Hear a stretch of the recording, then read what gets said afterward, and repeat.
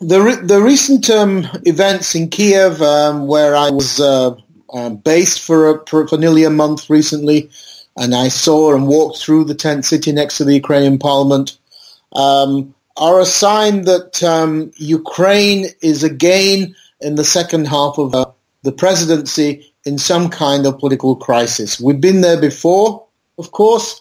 We were there under Kuchma in 2001, 2003, with Ukraine without Kuchma. We were there under Viktor Yushchenko in sort of 2008, 2009. And then we were there under Viktor Yanukovych towards the end of his presidency as well. There are obviously underlying reasons which still exist in Ukrainian society, haven't been resolved, that for some reason towards the second half of each Ukrainian presidency, the country slides into some kind of political crisis. For me, when I saw this, it's certainly a case of déjà vu. Now, what's going on? I think that it is true that nobody really wants to see another Maidan, a third Maidan. Ukraine is the only country that I know of in the former communist world which has gone through already two Maidans, two popular uprisings, the Orange and the Euromaidan Revolution of Dignity.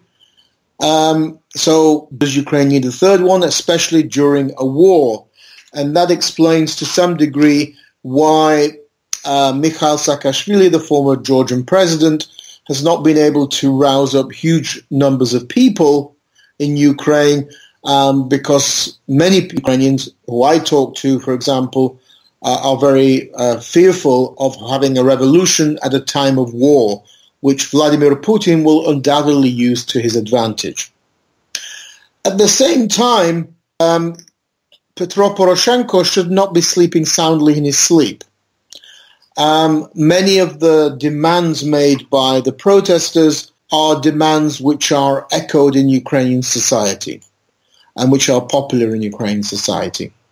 Petro Poroshenko, let's remember, his ratings have plummeted and they're very low. So he's not a popular Ukrainian president.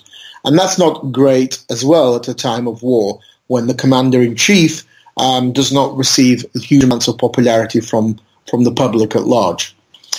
There is, I think, more likely to be a danger, not necessarily of a kind of an Orange Revolution or Euromaidan-style revolution, but something more akin to mistakes made by the Ukrainian president, which then leads to a situation spiraling out of control.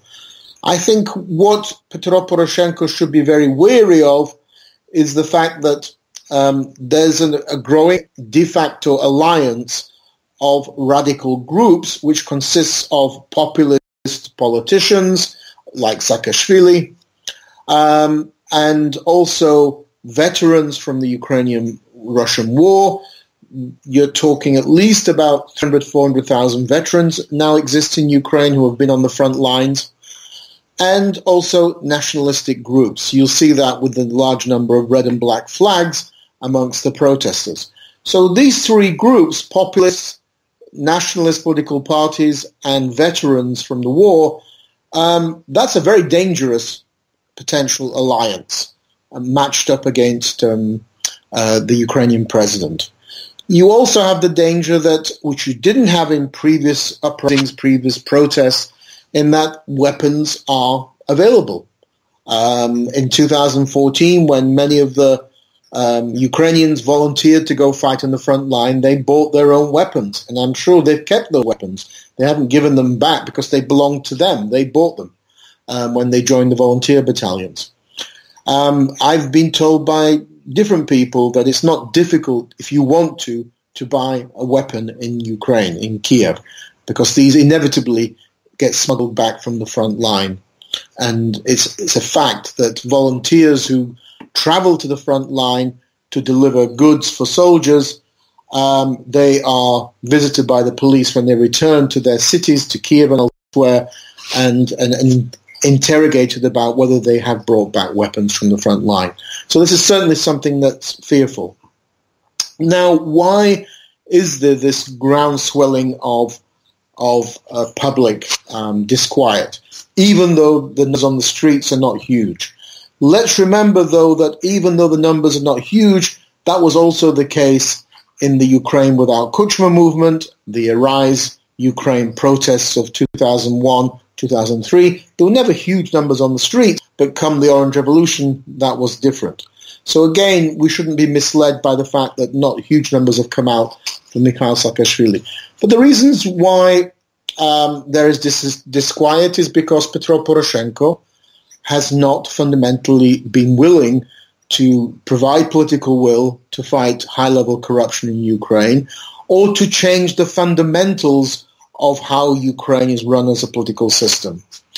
And that has meant that he's continued to use two institutions under his control, the General Prosecutor's Office and the Security Service of Ukraine, to halt any criminal investigations into his allies, to basically prevent anybody being criminally charged and sent to jail.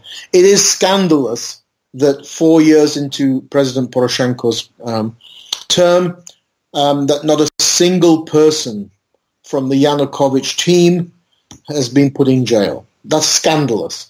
Because, you know, the Yanukovych team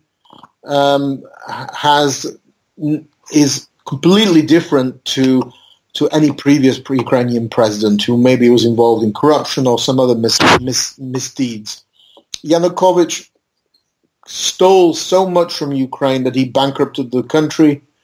He then killed and murdered 100 Ukrainian protesters, and then he committed treason by asking Russia to intervene in the Crimea. How can any Ukrainian president expect to receive the support of the public if they have not put anybody in jail who was involved in those activities?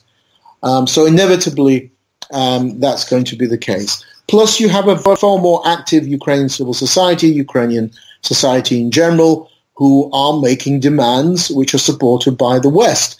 Ukraine is today, for the first time ever, on a course of European integration with the support of Brussels. Brussels has only come out and supported Ukraine's European integration now, never before.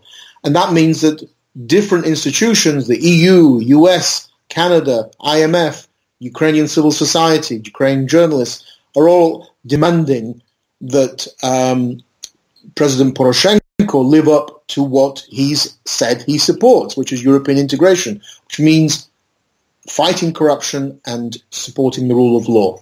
But there has been no evidence of him doing that.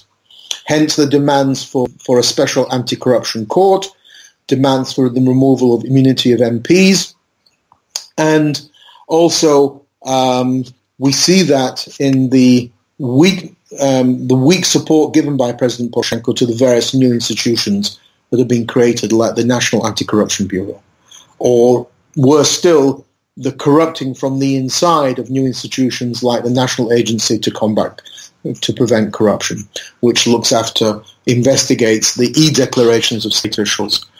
So there is widespread disappointment. And I think this is a consequence of President Poroshenko not willing to challenge the fundamental underlying system in Ukraine, not to change the rules, as it were, to make politicians and businessmen play by the rules, not with the rules. And because of that, there is public disquiet. President Poroshenko should not feel as though time is on his side. Yes, the huge numbers of people have not come out on the streets to support Saakashvili, A, because he's a Georgian, not a Ukrainian, B, because it's a war situation. But let's remember, many people didn't come out at first for Ukraine Without Kuchma, then we had the Orange Revolution. But more importantly, President Poroshenko should be wary of the fact that his security forces have been shown to be very weak. I mean, one couldn't imagine in Russia, for example, how a politician like Saakashvili could freely cross the border without any hindrance, as he did in Western Ukraine. Then protesters could freely set up tents outside the Ukrainian parliament. There's huge numbers of tents. I don't imagine that happening outside the Canadian, British parliaments or outside, especially outside the State Duma in Moscow. But Poroshenko was unable to stop that. And then finally, his vaunted security service of Ukraine were unable to arrest Saakashvili because protesters released him from a prison van. So that shows to what degree the security forces either are apathetic or are not very professional, and therefore if it came to a crunch, they wouldn't necessarily protect him. So I think he's in a very difficult situation. It's very difficult to see how President Poroshenko can be re-elected for a second term, and he could end up as being as much disliked as was Viktor Yushchenko. So in this sense, I think that we have difficult times ahead.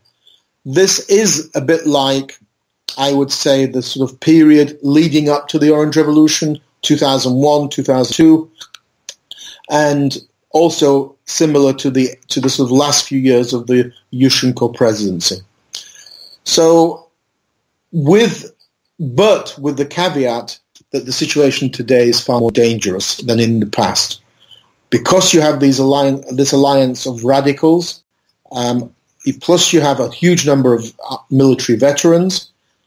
Let's remember that grenades were thrown at the riot outside the Ukrainian parliament 2 years ago. And then you have the availability of weapons. That all makes the situation today far more dangerous, and especially because Russia would inevitably use any political instability in Kyiv to its own advantage. This is something worth still looking at.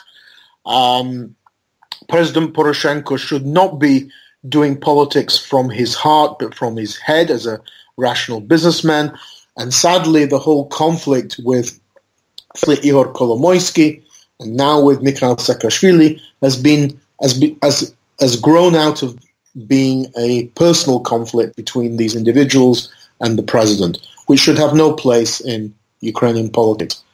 I think it would be rather scandalous for Saakashvili to be deported to Georgia, where he wouldn't receive a free trial, an honest, just trial, and therefore this whole mess is something that needs to be put up with compromises on all sides.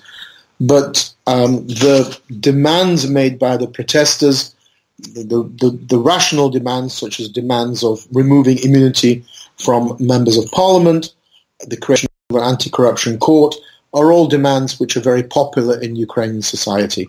And it's time that they were implemented. Thank you.